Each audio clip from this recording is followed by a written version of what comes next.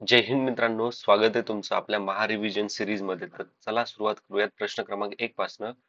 संयुक्त महाराष्ट्र चळवळीला पाठिंबा म्हणून कोणी केंद्र सरकारच्या अर्थमंत्री पदाचा राजीनामा दिला? तर उत्तर आहे सी डी देशमुख. तर मित्रांनो, 1956 मध्ये संयुक्त महाराष्ट्र चळवळ म्हणजेच युनायटेड महाराष्ट्र मुवमेंट चालू झालेली होती. तर प्रेसिडेंट कोण होते या चळवळीचे? तर ते होते श्रीपाद अमृत डांगे. 1956 ते 1960 ह्या दरम्यानमध्ये ही मुवमेंट चालू होती आणि यांचं एम काय होतं? तर सेपरेट मराठी स्पीकिंग स्टेट बनवायचं होतं. सी डी देशमुख हे 1956 मध्ये यांनी राजीनामा दिला होता अर्थमंत्री पदापासून आणि त्यानंतर 1956 च्या डिसेंबर मंथ ते पासून तर 1960 पर्यंत त्यांनी UGC ची चेअरमनशिप स्वीकारलेली होती. त्याचबरोबर ते first Indian to appoint governor of RBI केव्हा? 1943 मध्ये. पुन्हा सी डी देशमुख हे फाउंडिंग मेंबर होते बघा, कशाचे? तर national council of applied economic research, ज्याचं हेडक्वार्टर आहे दिल्लीला. आता बाकीचे ऑप्शन पण पाहूयात आपण. यशवंतराव चव्हाण. यशवंतराव चव्हाण हे last CM of Bombay. Okay मित्रांनो, त्यावेळेस बॉम्बे प्रोव्हिन्स होता, त्याच्यानंतर महाराष्ट्र स्टेट बनलं होतं. तर यशवंतराव चव्हाण हे महाराष्ट्राचे पहिले CM होते. ओके. आता एक गोष्ट लक्षात ठेवा, महाराष्ट्राचे लॉंगेस्ट सर्विंग CM कोण होते? तर ते होते वसंतराव नाईक. 1963 ते 1975, 11 वर्ष. ओके.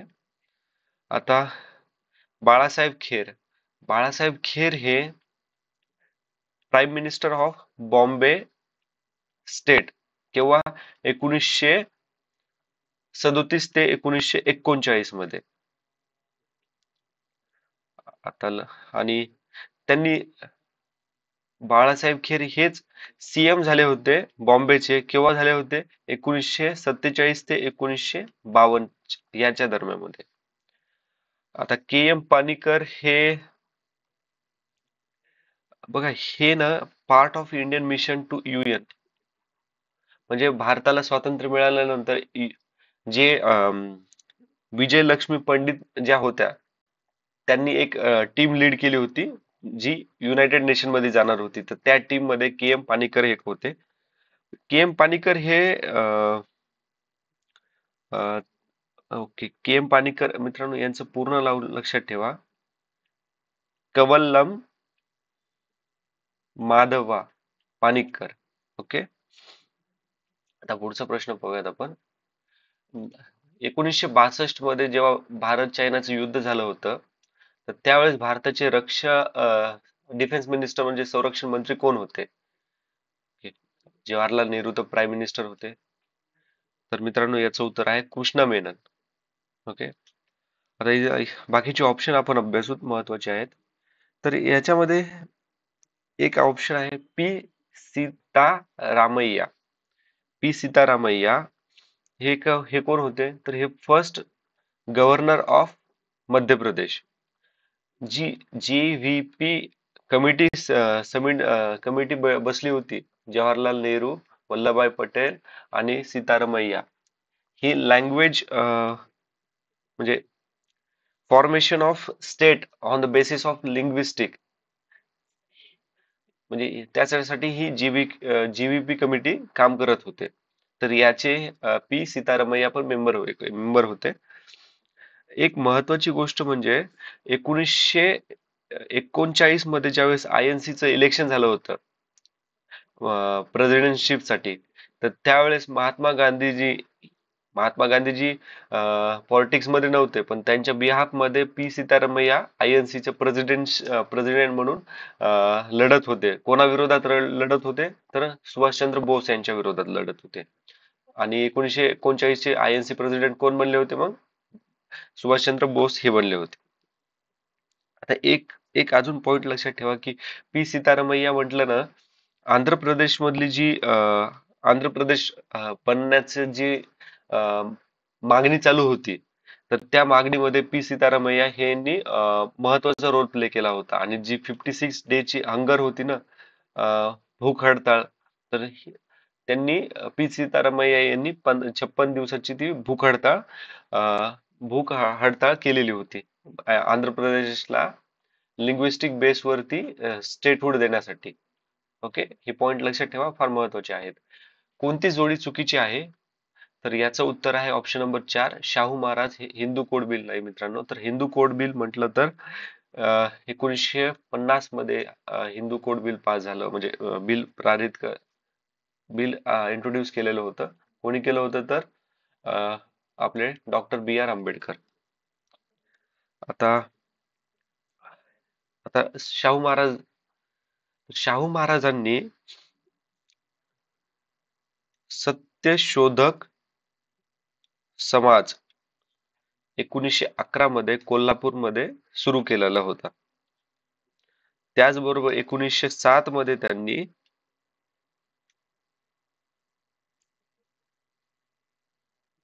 राधा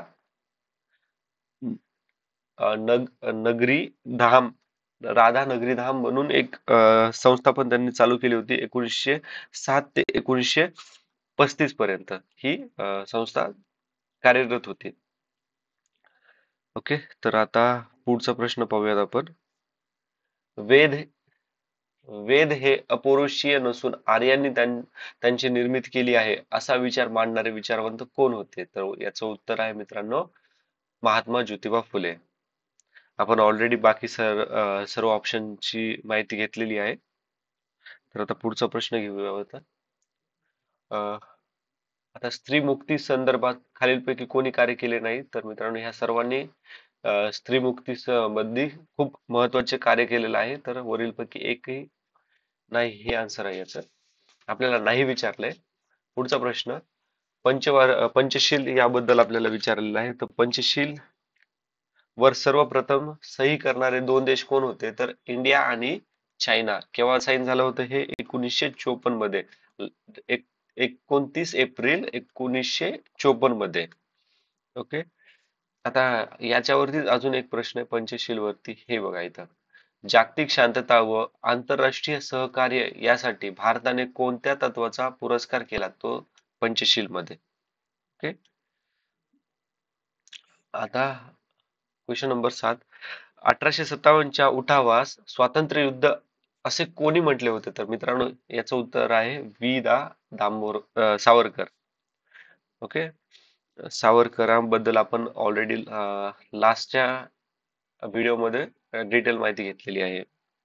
पुढचा प्रश्न पाहूयात. कोणत्या कायद्याने मुस्लिमांसाठी स्वतंत्र मतदारसंघाची निर्मिती केली? तर याचं उत्तर आहे मित्रांनो ऑप्शन नंबर 3, 1919च्या मॉन्टेग्यू चेम्सफोर्ड रिफॉर्म मध्ये. आता हे मॉन्टेग्यू जो होता ना, तो एसओएस होता, म्हणजे सेक्रेटरी ऑफ स्टेट होता, आणि चेम्सफोर्ड हा व्हॉइस रॉय होता. आता याच्यामध्ये अजून काय काय साईन झालेलं होतं? तर याच्यामध्ये डायarchy बद्दल डायarchy इंट्रोड्यूस केली होती.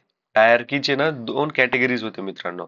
एक होती रिव्हर्स आणि एक होती, म्हणजे सॉरी, एक होती रिझर्व आणि दुसरी होती ट्रान्सफर. आता रिझर्व मध्ये काय असायचं? रिझर्व कंट्रोल करायचं ब्रिटिश सरकार. आणि ट्रान्सफर जे होतं, तर जे भारताचे मिनिस्टर होते ना त्यांच्या काउन्सिल मधले, तर ते ह्या ट्रान्सफर सब्जेक्ट कडे बघायचे. तर रिझर्व सब्जेक्ट मध्ये काय काय यायचं? लॉ अँड ऑर्डर यायची, फायनान्स, लँड रेव्हेन्यू यायचा, इरिगेशन यायचे, पोलीस सर्व्हिस यायची. ओके, ह्या जे महत्वाच्या गोष्टी आहेत ते सर्व रिझर्व मध्ये यायचे. आणि ज्या जबाबदाऱ्या असायच्या त्या पूर्ण ट्रान्सफर सब्जेक्ट मध्ये असायच्या. म्हणजे इंडियन मिनिस्टरकडे असायचे. मित्रांनो, हा प्रश्न ना UPSC मध्ये विचारलेला आहे. ट्रान्सफर आणि रिझर्व्ह सब्जेक्ट मध्ये काय काय येतं म्हणून. फार महत्वाचं आहे त्याच्यामुळे आपल्यासाठी पण. आता हा, ट्रान्सफर मध्ये काय येतं तर एज्युकेशन, हेल्थ, पुन्हा local government, agriculture, industry and इंडस्ट्रीचे वगैरे छोटे मोठे काम यायचे याच्यामध्ये. अजून मॉन्टेगो चेम्सफोर्ड रिफॉर्म मध्ये काय यायचं तर पब्लिक सर्व्हिस कमिशन यायची, आणि सेपरेट प्रिएम्बल. ओके, ह्या गोष्टी 1919च्या रिफॉर्म मध्ये इंट्रोड्यूस करण्यात आल्या होत्या.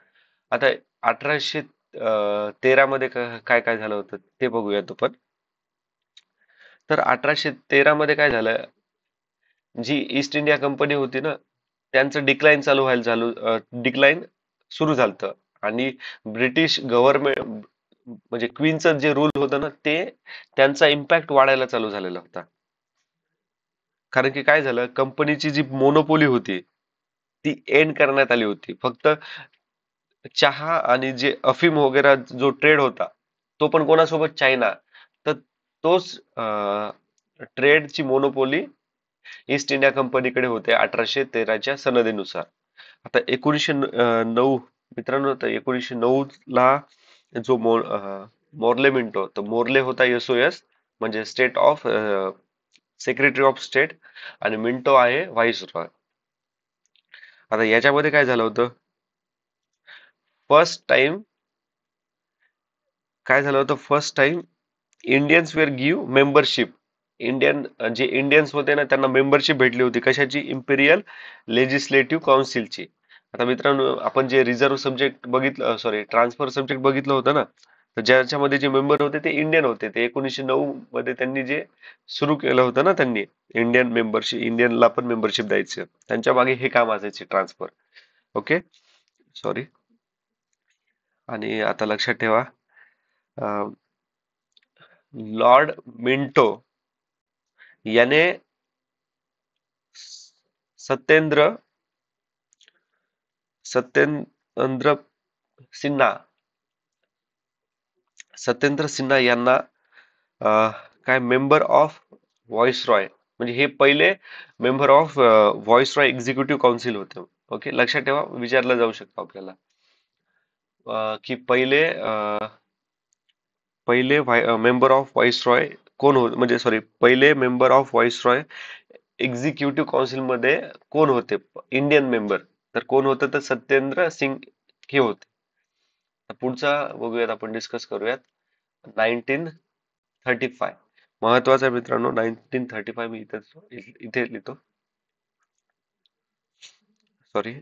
हा, ओके. तर 1935 मध्ये काय झालं होतं मित्रांनो, तर प्रोव्हिन्शियल ऑटोनॉमी देण्यात आली होती. डायरकी काय करायला होती, अबोलिश केली होती. डायरकी आपण आताच बघितलं ना, इथं डायरकीचे 2 सब्जेक्ट, ते 1935 ला अबोलिश केलं होतं. पुन्हा बाय क्रिमिनल, सॉरी, लेजिस्लेटिव्ह चालू करण्यात आलेली होती. त्याच्यामध्ये कोणकोणते असते, एक होती फेडरल असेंब्ली, ज्याला आपण लोअर हाऊस म्हणतो, ज्याचा कार्यकाळ आहे 5 वर्ष, आणि दुसरा आहे काउन्सिल ऑफ स्टेट, म्हणजे अप्पर हाऊस. आता बायकॅमरल लेजिस्लेटिव्ह कुठे इंट्रोड्यूस केलेली होती, तर ती इंट्रोड्यूस केली होती बेंगाल, मद्रास, बॉम्बे, बिहार, त्यानंतर आसाम आणि युनायटेड प्रोव्हिन्स मध्ये. ओके, पुढचा प्रश्न पाहूयात आपण आता. महादेव गोविंद रानडे यांच्या संदर्भातील पुढील विधाने पहा. तर त्यांच्यावर संत तुकारामाचा प्रभाव होता. त्यांनी बऱ्याच संस्था स्थापन केल्या होत्या. ते मवाळ प्रवाहाचे होते, आणि त्यांनी प्रौढ शिक्षण पुनर्विवाहाला पुरस्कार केला. तर मित्रांनो, याचं उत्तर आहे वरीलपैकी सर्व, ऑप्शन नंबर 4. पुढचा प्रश्न पाहूयात आपण. बहिष्कार हे अ, अस्त्र पराकाष्ठेचा उपाय म्हणून राखून ठेवावे. तर हे कोणी म्हणलं होतं किंवा यांचं असं मत कोणाचं होतं, तर ते होतं गोपाळ कृष्ण गोखले. मित्रांनो, गोपाल कृष्ण गोखले हे महात्मा गांधीजींचे पॉलिटिकल गुरु पण होते. पुढचा प्रश्न. आता बाकी हे फिरोज शाह मेहता, दादाभाई नौरोजी यांच्याबद्दल आपण ऑलरेडी पहिल्या व्हिडिओमध्ये डिस्कस केलेलं आहे. INC चे फाउंडिंग मेंबर आहेत हे. दादाभाई नौरोजी सेकंड प्रेसिडेंट होते INC च्या सेशनचे. दादाभाई नौरोजी यांना ग्रँड ओल्ड मॅन असं पण म्हणतात. त्यांनी ड्रेन ऑफ वेल्थ थेअरी पण दिलेली आहे. ओके. पुढचा प्रश्न बघूयात. आता चुकीची जोडी कोणती आहे ते विचारलेलं आहे. तर ऑप्शन नंबर 4 चुकीचा आहे. महाराष्ट्र लीग सयाजीराव गायकवाड नाही तर शहाजी भोसले आणि छत्रपती शिवाजी महाराज यांनी चालू केली होती. आता आपण मराठा लीग बघितलं तर लक्षात ठेवा, एक इंडियन लीग म्हणून पण आहे. इंडियन लीग ज्याची सुरुवात शिशिर कुमार घोष यांनी 1875 मध्ये केली होती. ओके. आणि शिशिर कुमार घोष यांनीच 1868 मध्ये काय केलं होतं, तर बेंगाली पेपर चालू केला होता ज्याचं नाव आहे अमृता बझार पत्रिका. ओके. महत्वाचं आहे. तर मित्रांनो, इंडियन लीग चं एम काय होतं? यांचं एम होतं भारतीयामध्ये ना नॅशनलिझम जागृत करायचं. नॅशनलिझम. ओके. पुढचा प्रश्न पाहूयात. हिमालयाच्या नद्या संदर्भात प्रश्न आहे. तर आपल्याला चुकीचं विधान विचारलेलं आहे. कोणतं चुकीचं विधान आहे यामध्ये? तर यात चुकीचं विधान आहे मित्रांनो, या नद्या मोठ्या प्रमाणात गळ्यांची निर्मिती करत नाहीत म्हणतात मित्रांनो. आता मला एक सांगा, कॉमन सेन्स आहे, हिमालयाच्या नद्या किती आहेत हिमालयामध्ये? इंडस, ब्रह्मपुत्रा, पुन्हा गंगा, पुन्हा यांच्या कितीतरी ट्रिब्युटरीज आहेत ना. याच्यापैकी एवढ्या मोठ्या नद्या आहेत, तर एवढ्या नद्या असल्यावरती खळ्यांची संख्या पण जास्तच असेल ना. ओके. आता आपण ना हिमालयामधल्या जे मेन मेन रिव्हर आहेत ना, इंडस, ब्रह्मपुत्रा, गंगा, यांच्याबद्दल थोडी थोडी माहिती घेऊयात, म्हणजे आपलं रिव्हिजन पण होऊन जाईल. तर ब्रह्मपुत्रा जिचा उगम झालेला आहे कैलास रेंज वरती. ओके. आता ब्रह्मपुत्रा काय करते, ब्रह्मपुत्राला तिसांग पो असं म्हणतात. कुठे? तिबेटमध्ये. आता ज्यावेळेस ही इथून अशी चायनामधून तिबेटमधून होत होत जाते अरुणाचल प्रदेशकडून, ज्यावेळेस ती भारतामध्ये एंट्री करते ना, तो युटर्न मारते ना इकडे, तर ह्या पॉइंटला काय म्हणतात? यांग याप पास. यांग याप पास. सॉरी. आणि अरुणाचल प्रदेशमध्ये ज्यावेळेस ब्रह्मपुत्रा नदी येते त्यावेळेस त्याला दिहांग असं म्हणलं जातं. आता इंडस रिव्हर बद्दल जाणूया थोडस. इंडस रिव्हर ही तिबेटमधील मानसरोवर मध्ये ओरिजिन म्हणजे उगम पावते. आणि इंडस रिव्हर काय करते, इंडियामधनं फ्लो होत होत पाकिस्तानमध्ये जाते. पाकिस्तानच्या कराची इथे अरबी समुद्राला जाऊन मिळते. ओके. आता गंगा रिव्हर बघूयात. तर गंगा नदी ही इंडियातली one of the largest river आहे. आणि गोमुख जे गंगोत्री ग्लेशियर आहे इथे यांचा उगम झालेला आहे. ओके मित्रांनो. पुढचा प्रश्न, जोड्या लावा. एका साईडनं वनाचे प्रकार आणि वृक्ष कोणकोणते ते विचारलेलं आहे. तर फार महत्वाचं आहे मित्रांनो. आता बघा, समुद्र काठावरती कोणते वृक्ष असतात आपल्याला माहित आहे? खारफुटीची म्हणजे मँग्रोवची. सदाहरित म्हणलं की काय आहे? तर रबर. पानझडी काय आहे? साग. काटेरी बाभूळ. ओके. तर उत्तर आहे ऑप्शन नंबर 3. सॉरी. हिंदी महासागरात विषुववृत्ताजवळ स्थिर असलेल्या कमी दाबाच्या विस्तीर्ण पट्ट्यास काय नाव आहे? तर याचं नाव आहे मित्रांनो विषुववृत्तीय कमी दाबाचा पट्टा. ओके. आता आपण ना आंतरराष्ट्रीय म्हणजे इंट्रा ट्रॉपिकल सेंट्रलाइज्ड झोन म्हणजे आंतर उष्णकटिबंधित केंद्रीय भवनपट्टा. तर हा काय आहे, तर हा पट्टा low pressure area near equator. Okay. आणि ह्या आंतर उष्णकटिबंधीय केंद्रीय भवनपट्ट्यामुळे काय होतं, वेट आणि ड्राय सीझन्स बनतात. कुठे, तर उष्णकटिबंधित प्रदेशामध्ये. लक्षात ठेवा, महत्वाचं आहे. आता जेट स्ट्रीम काय आहे तर मित्रांनो, जेट स्ट्रीम म्हणजे, अच्छा, जेट स्ट्रीम फॉर्म कशा होतात, ड्यू टू अर्थ रोटेशन, पुन्हा अनइव्हन हिटिंग ऑफ टेम्परेचर, पुन्हा वेवी अपीरियन्स. आता जेट स्ट्रीम मध्ये काय होतं की जी विंड आहे ना ती फ्लो होते अप्पर ऍटमॉस्फिअर मध्ये. कुठे, तर जवळपास अल्टिट्यूड किती आहे तर 30,000 फीट वरती. ओके. पुढचा प्रश्न पाहूयात आपण. जोड्या लावा धरण आणि जलाशयाचे नाव. तर कोयना म्हणलं काय तर शिवसागर. मित्रांनो, शिवसागर आपण 2020 आणि 2021च्या पेपर मध्ये ऑलरेडी डिस्कस केलेलं आहे. भाटघर काय, कुठे येतं भाटघर, जलाशयाचे नाव येसाजी कंक यांच्यावर. आपल्या सर्वांनाच माहिती आहे येसाजी कंक कोण येतं. माणिकडोह, माणिकडोह म्हणजे शहाजी सागर. आणि भंडारदरा म्हणजे ऑर्थर सरोवर. ऑप्शन नंबर 4 याचं उत्तर आहे. पुढचा प्रश्न, वाळू मिश्रित लोम प्रकारची मृदा कोणत्या पिकासाठी उपयुक्त असते. तर याचं उत्तर आहे मित्रांनो ज्वारी.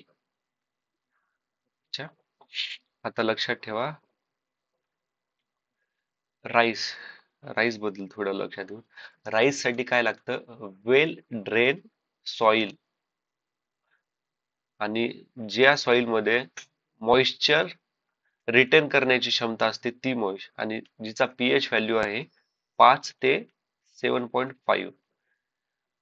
तांदळासाठी हाय क्ले सॉइल लागते. ओके. हे जे कीवर्ड्स आहेत ना हे लक्षात ठेवा, विचारलं जाऊ शकतं 4 स्टेटमेंट देऊन की असा प्रश्न फॉर्म होऊ शकतो की खाली दिलेल्या कंडिशन कोणत्या पिकासाठी उपयुक्त आहेत, तर अशी कंडिशन देतात आणि आपल्याला मग विचारलं जातं असंच. ओके. आता चहासाठी कोणकोणत्या कंडिशन आहेत, well drain, fertile, acidic soil ज्याचा पीएच आहे 4.5 to 5.5, पुन्हा alluvial, mountain and laterite soil. आता लेटराइट सॉइल काय असते, तर लेटराइट सॉइल म्हणजे lack of fertility due to intensive leaching. म्हणजे काय होतं माहिती का, लेटराइट सॉइल मध्ये अं, अशी सॉइल असते मित्रांनो तिथे की मग एकदा पाऊस आला ना ती जिथं जी फर्टिलिटी असते ना ती पूर्ण त्या पावसाच्या इंटेन्सिटीनं वाहून जाते. ते त्याला लॅटराइट सॉइलचं इरोजन पण म्हणतात. आता हीच जी कंडिशन्स आहेत ना, ही चहा, कॉफी यासारख्या कॅश क्रॉप्स आहेत ना यांच्यासाठी अशी सॉइल कंडिशन आपल्याला लागते. ओके. आता पुढचं पाहूयात आपण. भारतातील एकूण वनक्षेत्रापैकी सर्वात जास्त क्षेत्र कोणत्या वृक्षांनी व्यापलेले आहे. तर कोणत्या वृक्षाने व्यापलेले आहे, तर हे विषुववृत्तीय कोरडी पानझडी वने. ओके. त्यालाच मान्सून फॉरेस्ट असं पण म्हणतात. आणि ही कुठे डेव्हलप होती मित्रांनो, तर मिड लॅटिट्यूड क्लायमॅट मध्ये ह्या प्रकारची झाडे डेव्हलप होतात. ओके. आता अजून काय आहे याच्यामध्ये महत्वाचं, आता ही विषुववृत्तीय आर्द्र पानझडी वने आहेत ना, ही वने आपल्याला इक्वेटरच्या जवळ पाहायला मिळतात. म्हणजे जिथं टेम्परेचर वॉर्म असतं आणि हेवी रेनफॉल होतो त्याच्यामुळे इथे हाय डायव्हर्सिटी आहे. ओके, नेक्स्ट प्रश्न पाहूयात आपण. महाराष्ट्र परिषदेची स्थायी समिती सर्वाधिक महत्वाची ठरते कारण जिल्हा परिषदेचा अध्यक्ष समितीचा पदसिद्ध सभापती असतो आणि इतर समित्याचे सभापती हे पदसिद्ध सदस्य असतात. हे त्याचं महत्वाचं कारण आहे मित्रांनो. पुढचा प्रश्न, महात्मा गांधी ग्रामीण रोजगार हमी कायदा, ओके, मनरेगा बद्दल विचारलेला आहे आपल्याला. तर याचं उत्तर आहे, प्रत्येक आर्थिक वर्षात ग्रामीण भागातील अकुशल प्रौढ व्यक्तींना किमान 100 दिवस काम उपलब्ध करून देण्याची हमी देतो. आता पुढचा प्रश्न, महाराष्ट्रात जमिनीचा रेकॉर्ड, जमीन महसूल व जमीन सुधारणा यासंबंधीची मूलभूत माहिती उपलब्ध करून देणारा शासकीय कर्मचारी कोण आहे? तर तो आहे तलाठी. मित्रांनो, वन लाईनर प्रश्न आहे, पण 2024 मध्ये आपल्याला किंवा 2024च्या पुढचे जे पण पेपर आहेत ना, त्यासाठी कसा उपयोगी ठरू शकतो मित्रांनो, की हे स्टेटमेंट मध्ये देऊ शकतात आपल्याला. असे हे 4 स्टेटमेंट मध्ये which of the following statement is wrong असं येऊ शकतं आणि असं देऊ शकतात. असे ह्या ज्या क्वेश्चन आहे ना, त्याचं ऑप्शन बनवू शकतात. ओके, त्याच्यामुळे हे वन लाईनर जरी असले तरी फार महत्वाचे आहेत. कन्सेप्ट शिकणं महत्वाचं आहे आपल्याला. पुढचा प्रश्न, MPSC consider the following statement विचारले, करेक्ट स्टेटमेंट विचारले. तर एमपीएससी ची सेटअप केव्हा झालं होतं? तर 1960. बरोबर आहे मित्रांनो. Bombay PSC earlier covered Bombay आणि गुजरात स्टेट. बरोबर आहे. बॉम्बे स्टेट मध्ये गुजरात आणि बॉम्बे दोन्ही येतात, आजची मुंबई आणि Gujarat. The commission traces its origin to the PSC for the provinces of Bombay and Sindh. तर मित्रांनो, all of the above, option number 4 याचं उत्तर आहे. तिन्ही स्टेटमेंट बरोबर आहेत मित्रांनो. पुढचा बघूया आपण. सॉरी, भारतीय प्रशासनामध्ये सनदी सेवकांच्या भरतीसाठी खुल्या स्पर्धेचे तत्व सर्वप्रथम कोणत्या कायद्यानुसार स्वीकारलेले होते? म्हणजे कॉम्पिटेटिव्ह एक्झाम जे IAS च्या एक्झाम असतात ना आपल्या UPSC च्या, तर ती कोणत्या ऍक्ट मध्ये स्वीकारलेलं आहे विचारलं मित्रांनो. ओके, तर याचं उत्तर आहे हे चार्टर ऍक्ट 1853. आता लक्षात ठेवा मित्रांनो, चार्टर ऍक्ट 1833 ला ना इंट्रोड्यूस केलेले होते, पण स्वीकार 1853 ला करण्यात आलेला होता. ओके, आता 1853 ला अजून काय काय झालं होतं बघा. Separation of power between executive and legislative, function of governor general of council. Okay, लक्षात ठेवा, महत्वाचं आहे. आणि याच्यात काय झालं होतं अजून, separate governor for Bengal province. आता रेग्युलेटिंग ऍक्ट 1773 मध्ये काय झालं, तर ह्या ऍक्ट मध्ये सुप्रीम कोर्ट ऑफ ज्युडी, म्हणजे सुप्रीम कोर्ट इस्टॅब्लिश केलं होतं कलकत्त्यामध्ये. केव्हा? म्हणजे ह्या ऍक्ट मध्ये इंट्रोड्यूस केलं होतं आणि 1774 मध्ये सुप्रीम कोर्ट कलकत्त्यामध्ये इस्टॅब्लिश करण्यात आलं होतं. ओके, अजून ओके अजून आता बघूयात आपण. चार्टर ऍक्ट 1833 मध्ये, तर गव्हर्नर जनरल ऑफ बेंगाल हा गव्हर्नर जनरल ऑफ इंडिया झालेला होता. ईस्ट इंडिया कंपनी ही ऍडमिनिस्ट्रेटिव्ह बॉडी झाली होती. ओके, सिव्हिल सर्व्हिस इंट्रोड्यूस झालं बघितलं आपण. महत्वाचं आहे मित्रांनो, आता स्लेव्हरी अबोलिश केलेली होती.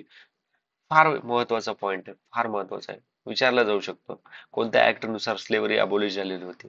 Charter act 1833. खूप साऱ्या एक्झाम मध्ये विचारलेलं आहे हे. ओके, आता पुढचा मित्रांनो एक लक्षात ठेवा, चार्टर ऍक्टलाच काय म्हणायचे? Saint Helena act. Okay, Saint Helena act पण असं म्हणायचे. आता इंडियन काउन्सिल ऍक्ट 1861 मध्ये काय झालं, तर याच्यामध्ये व्हाईसरॉयची पॉवर जी होती ना, व्हाईसरॉयला ऑर्डिनन्स पास करायची किंवा ऑर्डिनन्स पास करायची during emergency without asking legislative council ही पॉवर देण्यात आलेली होती. ओके, पुढचा प्रश्न पाहूयात आपण. फंडामेंटल ड्युटीज आपण कोणत्या कंट्रीकडून अडॉप्ट केलेले आहेत ते विचारले, तर याचं उत्तर आहे USSR, सोव्हिएत युनियन. ओके, अजून काय काय घेतलं होतं आपण सोव्हिएत युनियन कडनं? 5 इयर प्लॅन. ओके, आता बरं बरंच सांगा, फंडामेंटल ड्युटी केव्हा इंट्रोड्यूस केले होते? 42nd घटना दुरुस्ती ऍक्ट म्हणजे कॉन्स्टिट्यूशन अमेंडमेंट ऍक्ट 1976 मध्ये. आणि फंडामेंटल ड्युटीज कशामध्ये येतात? आर्टिकल 51 सब क्लॉज ए मध्ये येतात. आता फंडामेंटल ड्युटीज म्हणलं की स्वरण सिंग कमिटी लक्षात यायला पाहिजे, ज्यांनी ह्या कमिटीकडनं जे जवळपास सजेशन केले होते त्याच्यातली 10 फंडामेंटल ड्युटीज आपण घेतलेली होती. ओके, अजून काय राहिलंय का? हा, 11वं जे फंडामेंटल ड्युटी होतं ना, टोटल आपल्याकडे 11 फंडामेंटल ड्युटीज आहे. तर 11वं फंडामेंटल ड्युटी आपण 86 कॉन्स्टिट्यूशन अमेंडमेंट ऍक्ट 2002 मध्ये इंट्रोड्यूस केलं होतं. ओके, आता पुढचा प्रश्न पाहूयात. ओके, इन्स्ट्रुमेंट ऑफ इन्स्ट्रक्शन हे म्हणजे हे कशाला म्हणतात हे विचारलेलं आहे मित्रांनो. हा प्रश्न ना UPSC मध्ये विचारलेला आहे 2014 मध्ये का 2013 मध्ये हा प्रश्न विचारलेला आहे. इन्स्ट्रुमेंटेशन ऑफ इन्स्ट्रक्शन कंटेन म्हणजे कशामध्ये कशासाठी म्हणायचे, म्हणजे इन्स्ट्रुमेंटेशन ऑफ इन्स्ट्रक्शन कशाला म्हणतात? तर याला हे DPSP जे आहेत ना आपले राज्य नीतीची मार्गदर्शक तत्वे याला म्हणतात. ओके, फार महत्वाचा प्रश्न मित्रांनो. आता मूलभूत हक्क कशामध्ये येतात आपले? आर्टिकल 12 ते 35. मूलभूत कर्तव्य आताच बघितलं आपण 51 सब क्लॉज ए मध्ये. युनियन लिस्ट, युनियन लिस्ट मध्ये पूर्ण सेंट्रल गव्हर्नमेंटचा पॉवर असते. आता पुढचा प्रश्न पाहूयात. खालीलपैकी कोणते स्टेटमेंट करेक्ट आहे? Gujarat has made voting in local body compulsory. Compulsory म्हणतात कशा वोटिंग? बरोबर आहे, स्टेटमेंट ट्रू आहे. Gujarat is the second state in the country to make voting compulsory in local election. कंपल्सरी नाही मित्रांनो, असं नाही केलं. सेकंड स्टेट नाहीये ते. Option number 1 is the correct. पुढचा प्रश्न पाहूयात आपण. खालील समिती केव्हा गठीत झाली? आता क्रमानुसार लावायचे आपल्याला. तर मित्रांनो, जी GVK राव कमिटी ही ही कमिटी मित्रांनो 1985 मध्ये एस्टॅब्लिश झालेली होती. ओके, आणि हे राव कमिटी मध्ये काय करायचे? Regulation of election. Balwantrai Mehta 1957. Ashok Mehta committee 1977 ते 1978. आता बलवंतराय मेहता कमिटी कशाबद्दल आहे? अशोकराव मेहता, के संतनंद, अशोकराव मेहता ह्या कमिटी, ह्या दोन पंचायत राज याच्याबद्दल आपल्याला ह्या कमिटी आहेत. तर बलवंतराव मेहता यांनी 3 टियर ची सिस्टीम सांगितली होती. अशोक मेहता यांनी 2 टियर ची सिस्टीम सांगितली होती. ओके, याला ट्रिक कशी आहे? तर बलवंत राय मेहता 3 टियर आणि अशोक मेहता 2 2 टियर, असं तुम्ही लक्षात ठेवू शकता. ओके, हा, जीवीके राव जी कमिटी होती ना मित्रांनो, ते त्याचं सांगितलं ना आपण. आता के संतानंद कमिटी ही 1964 मध्ये इस्टॅब्लिश झालेली होती. ओके, आणि के संथनल कमिटीनं लाल बहादूर शास्त्री यांनी अपॉइंट केली होती. कशासाठी? तर अँटी करप्शन. ओके, आता मित्रांनो, सॉरी सॉरी याचं उत्तर आहे ऑप्शन नंबर 3. आता लक्षात ठेवा की पंचायत राजच्या ज्या कमिटी आल्या त्याच्यात अजून दुसऱ्या कमिटी लक्षात ठेवा. LM सिंघवी कमिटी जी 1886 मध्ये गठीत झाली होती, आणि दुसरी आहे थंगन कमिटी 1988 मध्ये. ओके, आता पुढचा प्रश्न पाहूयात आपण. मित्रांनो, एक लक्षात ठेवा, जी LM सिंघवी कमिटी होती ना 1986 मध्ये झालेली, तर त्याच्यामध्ये काय काय सांगितलं होतं की रेग्युलर फ्री आणि फेअर इलेक्शन झाले पाहिजेत पंचायत राजचे. ओके, पंचायत राज इन्स्टिट्यूटचे. पुन्हा त्यांनी इस्टॅब्लिश केलं होतं न्याय पंचायत. हा महत्वाचा पॉइंट आहे. पंचायत. आणि ते म्हणायचे मोर फायनान्शियल रिसोर्सेस द्या विलेज पंचायतला. नेक्स्ट प्रश्न. अगेन आपल्याला पंचायतीवरतीच प्रश्न विचारलेला आहे. कलम 243 सब क्लॉज ओ मध्ये पंचायतीच्या निर्वाचन बाबीत न्यायालयाला हस्तक्षेपावर रोक लावते. करेक्ट विचारलेलं आहे आपल्याला. तर स्टेटमेंट बरोबर आहे. कोणत्याही पंचायतीच्या निवडणुकीच्या वैधतेला आव्हान केवळ राज्याच्या विधिमंडळाच्या तरतुदीनुसार निवडणूक याचिकेद्वारा केले जाऊ शकते. बरोबर आहे मित्रांनो, करू शकतात आपल्याला. जर संसदेमध्ये सदस्य जर संसदेचा सदस्य जर संसदेच्या दुसऱ्या सदनात बसलेला आढळल्यास त्याला किती दंड भरावा लागतो? तर मित्रांनो, ऍक्च्युली असा कोणताही दंड नाहीये. कारण की एका सदना म्हणजे लोकसभा मधला एमपी राज्यसभेमध्ये बसू शकतो, तो फक्त वोट करू शकत नाही. ओके. आणि एक गोष्ट लक्षात ठेवा याच्यामध्ये की जर जर एखाद्या एमपी ने ओथ घेतलेली नसेल किंवा तो अनक्वालिफाईड डिक्लेअर झाला असेल तरी पण तो पार्लमेंट मध्ये येऊन बसला तर त्याच्यावरती 500 रुपयाचा दंड आकारला जातो पर डे. ओके, ही गोष्ट लक्षात ठेवा. पुढचा प्रश्न. स्टेटमेंट कोणतं बरोबर स्टेटमेंट आहे ते विचारलंय. पंचायतीमध्ये अनुसूचित जाती अनुसूचित जमातीसाठी आरक्षित जागा आहेत परंतु महिलांसाठी नाही. चुकीचं विधान आहे मित्रांनो हे. विसर्जित झाल्यावर निवडून आलेल्या पंचायतीला पूर्ण कार्यकाळ उपभोगता येत नाही, फक्त उर्वरित कालच उपभोगता येतो. तर विधान बरोबर आहे. आणि मित्रांनो, जर यांचा कालावधी संपायला 6 महिने जर बाकी असतील तर तरच जर एखादं म्हणजे डिझॉल्व्ह झाला असेल. ओके, तर तो डिझॉल्व्ह झाला असेल ना तर मग पुढच्या 6 महिन्यासाठी कशाला उर्वरित काळासाठी त्याला म्हणजे इलेक्शन करणार तर ते इलेक्शन 6 महिने जर बाकी असेल तर ते इलेक्शन पूर्ण काळासाठीच होतात. तर हे कन्सेप्ट लक्षात ठेवा 6 महिन्यावाला. ओके. पुढचा प्रश्न. आपल्याला न्यूटन बद्दल विचारलेलं आहे की न्यूटननं 3 लॉ कोणत्या सेंचुरीमध्ये दिलेले आहेत? तर ती 17th सेंचुरीमध्ये दिलेली आहेत. पुढचा प्रश्न. सॉरी. लाईट प्रकाशाचे अस्तित्व ज्या सूक्ष्म कणामुळे तयार होते त्याला काय म्हणतात? तर त्याला फोटॉन म्हणतात. ओके. 1945 मध्ये जपानमध्ये हिरोशिमा नागासाकी अणुबॉम्ब मध्ये कोणते अणुइंधन वापरलेले होते? तर ते होते युरेनियम आणि प्लुटोनियम. आता महत्वाचं काय आहे, हिरोशिमावरती केव्हा अटॅक झाला होता? 6 ऑगस्ट. त्या बॉम्बचं नाव आहे लिटल बॉय. आणि नागासाकीवरती 9 ऑगस्ट, त्याचं नाव आहे फॅट मॅन. पुढचा प्रश्न ओझोन बद्दल विचारलेला आहे आपल्याला. The depletion of ozone layer surrounding our earth increases our exposure to. तर युव्ही रे म्हणजे सगळ्या काय विचारलंय, ओझोन लेअर मुळे काय होतं एक्सपोज? तर युव्ही रेडिएशन एक्सपोज होतात. ओके. आता युव्ही रेज कुठं आढळतात आपल्याला? युव्ही रेज ट्रॉपोस्फिअर मध्ये आपल्याला हजार्डस आहेत.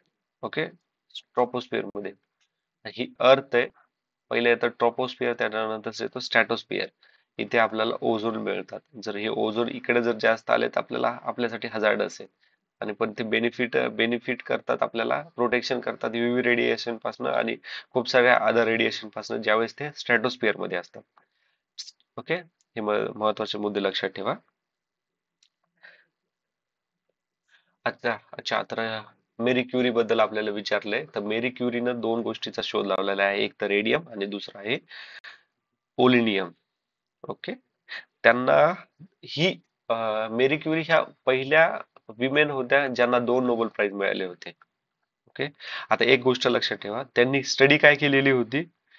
Treatment of neoplasm. लक्षात ठेवा, treatment of neoplasm by use of radioactive isotopes. मित्रांनो, हा फार महत्वाचा पॉइंट आहे, कारण की असे प्रश्न आता आयोग आपल्याला विचारतोय. ओके.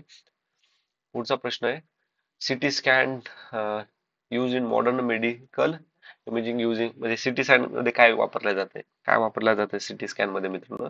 एक्सरेज वापरले जातात. पृथ्वीभोवती फिरणाऱ्या उपग्रहाच्या बाबतीत पुढील असत्य विधान कोणते ते विचारलेलं आहे. असत्य विचारलेलं आपल्याला. तर तो मुक्त पतन होणारा पदार्थ आहे असं नाहीये मित्रांनो, हे असत्य आहे. तो मुक्त पतन होणारा पदार्थ नाहीये. पुढचा प्रश्न, अच्छा, अग्नी 5 वरती विचारलेला आहे आपल्याला. तर अग्नी 5 कोणी लॉन्च केलं मित्रांनो? सगळ्यात सोपा प्रश्न आहे, सगळ्यांना माहिती आहे, DRDO. ओके. पुढचा प्रश्न, कोणत्या शास्त्रज्ञाच्या सिद्धांतास रूढ भौतिक भौतिकीतून आधुनिक भौतिकीस संक्रमण झाले आहे? अच्छा, तर transition from classical physics to modern physics कोणी केलेलं आहे? तर याचं उत्तर आहे मित्रांनो आपले याचं ओके, याचं मित्र उत्तर आहे मॅक्स प्लँक. ओके. सी.व्ही. रमन आपल्याला माहिती आहे, फर्स्ट इंडियन ज्यांना फिजिक्स मध्ये नोबेल प्राइज मिळालेला आहे, ज्यांनी रमन इफेक्ट दिलेला आहे. आयझॅक न्यूटन सगळ्यांना माहिती आहे. S H J Bhabha. Okay. Homi बाबा बद्दल प्रश्न विचारलाय, तर Homi Bhabha is father of Indian nuclear programme. Okay. पुढचा प्रश्न, खालीलपैकी कोणत्या शास्त्रज्ञाने हा सिद्धांत मांडला की सूर्य हा आपल्या सूर्यमालिकेच्या केंद्रस्थानी आहे? आणि हा मांडला होता कोपर्निकसने. आता याच्यामध्ये लक्षात ठेवा, रुदरफोर्ड आहेत फादर ऑफ न्यूक्लिअर फिजिक्स, महत्वाचं आहे. गॅलिलिओ यांनी फर्स्ट पेंडुलम डेव्हलप केलं होतं, आणि गॅलिलिओ यांना म्हणजे ऍस्ट्रॉनॉमी मध्ये खूप इंटरेस्ट होता. यांनी ऍस्ट्रॉनॉमी मध्ये खूप काम केलं होतं. न्यूटनचे 3 सिद्धांत आपल्याला माहिती आहेत मित्रांनो, 3 लॉज ऑफ न्यूटन. कोपर्निकस झालं. आता पुढचा प्रश्न, काय म्हणतायत ते, 1963 ते 2001 मध्ये, 2011 पर्यंत न्यूक्लिअर पॉवर प्लांट किती होते? आता हे तर आपल्याला रिलेव्हंट नाही, आता आपल्याला रिलेव्हंट आहे 2024 पर्यंत किती होते? तर आपल्याला सध्या 23 न्यूक्लिअर पॉवर प्लांट ऑपरेशनल आहेत, म्हणजे चालू आहेत. लक्षात ठेवा, महत्वाचं आहे. नेक्स्ट प्रश्न, न्यूक्लिअर पॉवर प्लांट पासून जगामध्ये किती इलेक्ट्रिसिटी प्रोड्यूस होते? अप्रॉक्सिमेटली विचारले. तर मित्रांनो, 2024 मध्ये 9% होते. त्यावेळेसचं उत्तर ऑप्शन नंबर 3 आहे, पण सध्या 9% आहे. Okay. To which Indian born physicist a Nobel Prize was awarded for his research related to structure of and evolution of star? C V. Raman तर माहिती आहे आपल्याला, आताच बघितलं, हे फिजिक्स रिलेटेड होते. 1930 मध्ये त्यांना नोबेल प्राइज मिळाले. ओके. अमर्त्य सेन म्हटलं की इकॉनॉमिस्ट होते ते, त्यांना इकॉनॉमी रिलेटेड कामासाठी नोबेल प्राइज मिळाले. हे दोन तर नाही आहेत. ओके. तर याचं उत्तर आहे यस चंद्रशेखर. 1983 मध्ये यांना नोबेल प्राइज मिळालं होतं. यांनी चंद्रशेखर इफेक्ट पण थेअरी दिलेली आहे. तरी आता यांचं लक्षात ठेवा, theoretical studies of physical processes of important to structure of evolution of stars.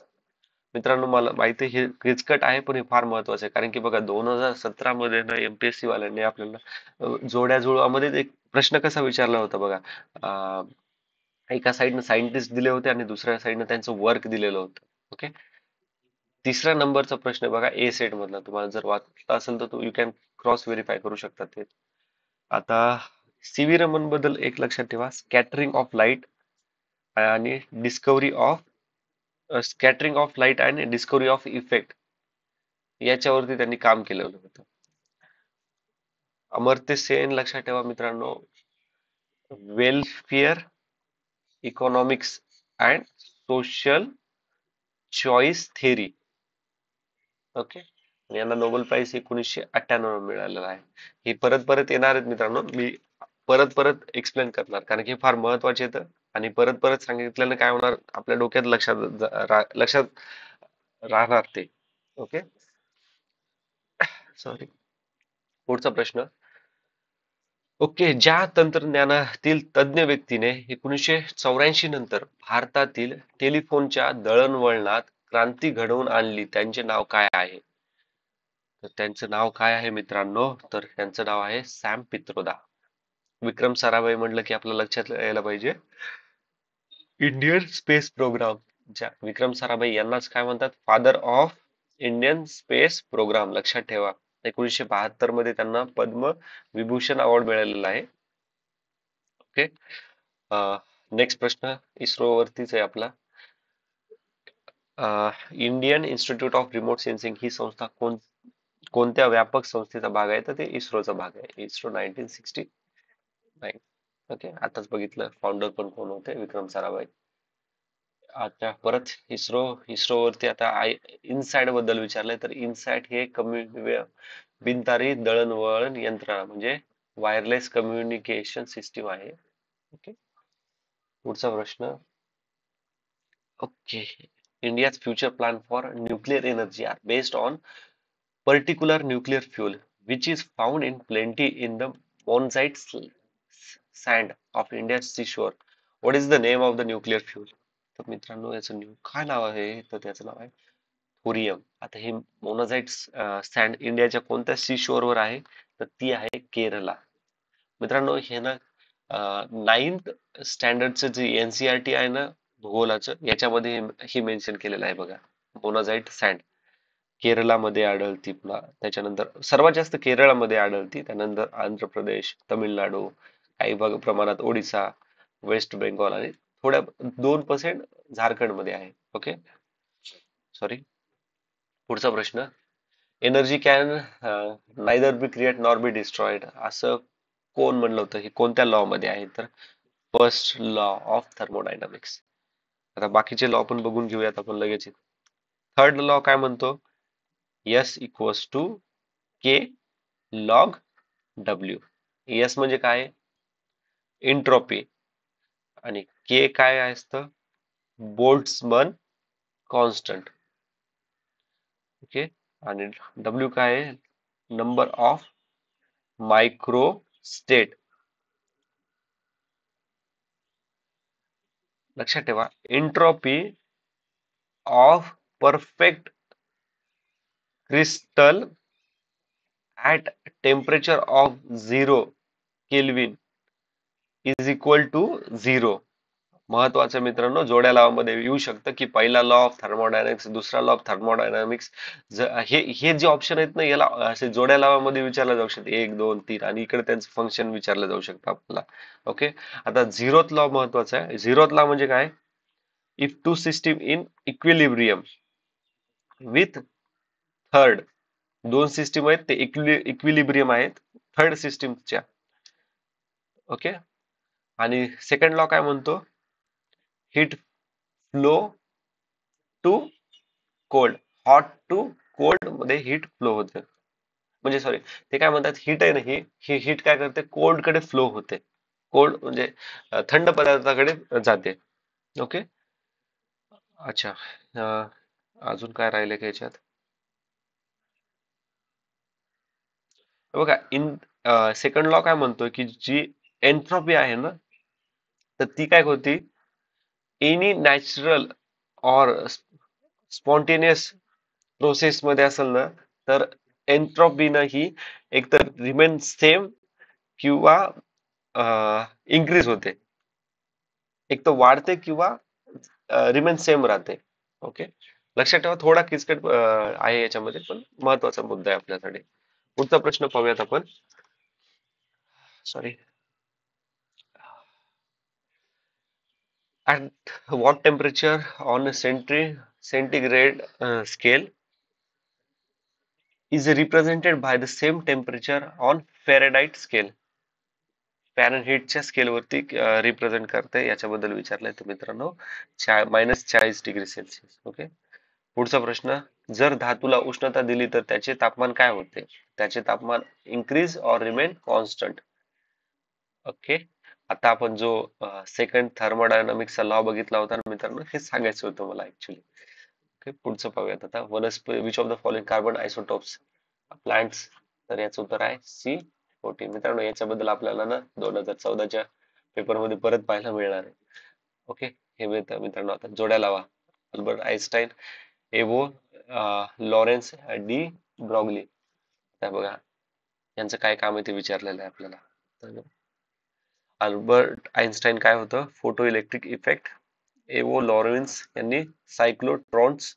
आणि बी Broglie wave nature of electrons. काय उत्तर आहे? Option number 4, 1, 2, 3. पुढचा प्रश्न, स्थिर हवेत तरंगाचे प्रसरण होत असताना पुढीलपैकी कोणती राशी कमी होते? तर अँप्लिट्यूड कमी होतो मित्रांनो अशा वेळेस. पुढचा प्रश्न, गवत, नागतोडा, बेंडूक, साप, गरुड या अन्न साखळीस काय म्हणतात? तर याला काय म्हणतात मित्रांनो? तर याला गवताळ परिसंस्था असं म्हणतात. Next, purest form of iron काय आहे? सगळ्यात प्युअर काय असणार आहे? रॉट आयर्न, म्हणजेच जे काढल्या काढल्याचं जे आयर्न असतं, सॉरी, त्याला रॉट आयर्न म्हणतात. हा शुद्ध प्रकार आहे. सॉरी. खालीलपैकी कोणतं मेटल ऑकर्स इन फ्री आणि नेटिव्ह स्टेट मध्ये आढळतं? तर ते आहे पीटी आणि एयू. पीटी काय आहे मित्रांनो? प्लॅटिनियम. याला सिल्वर गोल्ड पण म्हणतात. आणि एयू आहे आपलं गोल्ड.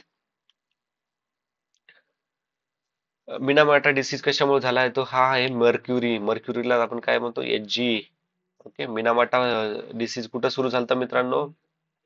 जपानमध्ये. मिनामाटा नावाचं एक शहर आहे, त्याच्यावरून मिनामाटा हे नाव पडलेलं आहे. ओके. पुढचा प्रश्न, सत्यविधान ओळखायचं आहे आपल्याला. सत्यविधान बघा, gravity force is force of attraction only. Okay. Nuclear force can be attracted or repulse. मित्रांनो, न्यूक्लियर फोर्स असं काही करत नाही. Electrostatic force can be attractive or repulse. Okay, होऊ शकते electrostatic. Gravitational force is a force of repulsion only. तर मित्रांनो, ह्याचं उत्तर आहे ऑप्शन नंबर 1 आणि 3. Gravitational force is a force of attraction only, not repulsion. आणि nuclear force can be sorry, electrostatic force can be attractive or repulsive. Okay, तुम्ही याच्यात eliminate पण करू शकतात, कारण की 1 आणि 4 तसं ऑप्शन पण एक्झामिनरनं फार मस्त दिले, तर ऑल ऑफ द अबो दिलेलं नाहीये. ओके, चांगला प्रश्न डिझाईन केलेला एक्झामिनरनं. पुढचा प्रश्न, समुद्र सपाटीपासून हवेचा भार किती असतो? मित्रांनो, समुद्र सपाटी वेगवेगळ्या जागेवर वेगवेगळा हवेचा भार असतो. तर वरीलपैकी सर्व याचं उत्तर आहे. खालीलपैकी कोणत्या शास्त्रज्ञास फिजिक्स मध्ये नोबेल प्राइज मिळालेला नाहीये विचारले, तर कोण आहे? ते आहेत जगदीशचंद्र बोस. यांना ऍक्च्युली नोबेल प्राइज मिळालेलं नाहीये. यांनी ना काय केलेलं मित्रांनो, फार महत्वाचं आहे, फार महत्वाचं. हे बॉटनिस्ट होते. तर यांनी क्रिस्टोग्राफी नावाचं एक डिव्हाइस बनवलं होतं.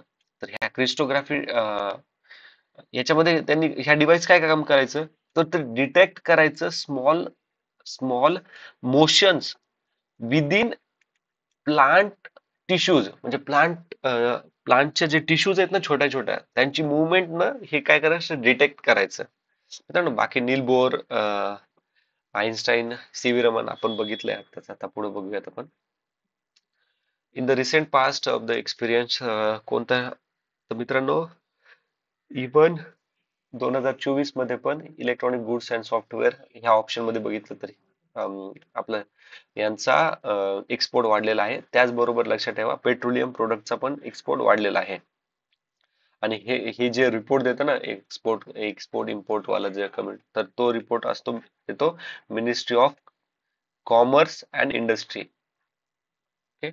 पुढचा प्रश्न नॉट आपल्यासाठी काही महत्वाचा नाही 2024 साठी. ओके. भारतात कर आकारणी करिता कोणत्या कर पद्धतीचा अवलंब केला जातो? तर कोणत्या कर पद्धतीचा अवलंब केला जातो? तर पुरोगामी कर म्हणजे प्रोग्रेसिव्ह टॅक्स. आता मित्रांनो, प्रोग्रेसिव्ह टॅक्स म्हणजे काय? आता यात थोडं आपण याला बघूयात, हे फार महत्वाचं आहे आपल्यासाठी. तर प्रोग्रेसिव्ह टॅक्स म्हणजे काय ते, जसं जसं तुमची इन्कम वाढायली तसं तसं तुमचा टॅक्स वाढणार, सोप्या भाषेत. ओके. आता डिग्रेसिव्ह अधोगामी कर, काय काय म्हणतात त्याला? तर इथे काय होतं, सॉरी मित्रांनो, सॉरी. तर collect revenue where tax rate rises in proportion to amount of collection. म्हणजे कसं, लो इन्कम कमवतोय ना, तो काय करणार? कमी टॅक्स देणार. हाय इन्कम कमवतोय ना, तो काय करणार? जास्त टॅक्स देणार. सिम्पली असं म्हणता येते डिग्रेसिव्ह टॅक्स. आता बाकीचं बघा, प्रोग्रेशनल टॅक्स काय आहे? प्रोग्रेशनल टॅक्स काय म्हणतो? तर टॅक्स फिक्स आहे बघा. तुम्ही किती कमवा, तुम्ही किती कमवू नका. 5 लाख कमवणाऱ्याला पण तेवढाच टॅक्स आणि 50 लाख कमवणाऱ्याला पण तेवढाच टॅक्स. ओके. प्रोग्रेसिव्ह टॅक्सचे एक्झाम्पल काय कोणते? तर income tax, sales tax, property tax, हे प्रोग्रेसिव्ह टॅक्सचे एक्झाम्पल आहेत. आणि रिग्रेसिव्ह टॅक्स काय म्हणतात? तर हे कसं असतं, tax rate decreases as amount subject to taxation increases. जसे की इनडायरेक्ट टॅक्स म्हणजे जीएसटी. म्हणजे सोप्या भाषेत जर सांगायचं गेलं तर काय असणार, जे कमी इन्कम वाले ग्रुप आहे ना, त्यांच्याकडनं जास्त टॅक्स घेणं, आणि हाय इन्कम वाल्याकडनं कमी टॅक्स घेणं. ओके. त्याला रिग्रेसिव्ह टॅक्स म्हणतात. पुढचा प्रश्न बघूया. मित्रांनो, जस्ट मिनिट हा, एक मिनिट, आता वापस आलो मी.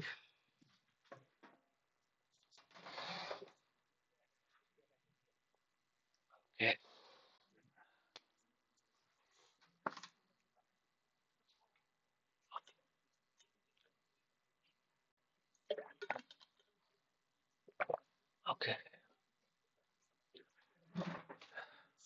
Late start it. बघा मित्रांनो, नेक्स्ट क्वेश्चन. स्पेशल टॅक्सेस खालीलपैकी कशावर लावले जातात? स्पेशल टॅक्सेस हे वस्तूचा आकार व वजनावर लावले जातात. सार्वजनिक उपक्रमाच्या अंकेक्षणाचा खालीलपैकी कोणता एक प्रकार नाही विचारले? ओके. Audit, public enterprises. तर काय याचं? सरकारी प्रमंडळाचे अंकेक्षण. ओके. महत्वाचं आहे मित्रांनो आपल्याला. ऑडिट बद्दल 2011च्या पेपर मध्ये पण विचारलेलं होतं.